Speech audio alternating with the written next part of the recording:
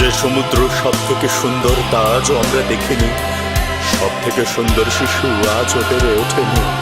আমাদের আমাদের সব থেকে সুন্দর দিনগুলো আজও আমরা পাইনি। মধুরতম যে কথা আমি তোমাকে বলতে চাই, সে কথা আজও আমি বলিনি। কিন্তু আমি জেলে যাবার পর আগের চেয়ে অনেক উজ্জ্বল হয়েছে দিন। আর আর অন্ধকারের কিনার থেকে ফুটপাতে ভারী হাতে তারা অর্ধেক উঠে দাঁড়িয়েছে। আর আমি জেলে যাবার পর সূর্যকে 10 বার প্রদক্ষিণ করেছে পৃথিবী। আর আমি বারংবার সেই একই কথা বলছি।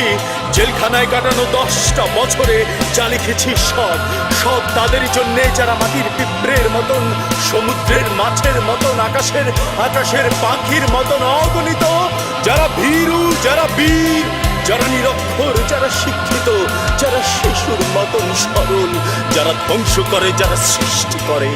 কেবল কেবল কেবল তাদের জীবন বৃত্তান্ত মুখর আমার এখানে। আর ধরো আমার জেলের 10টা বছর শুধুমাত্র কথার কথা। কথার কথা।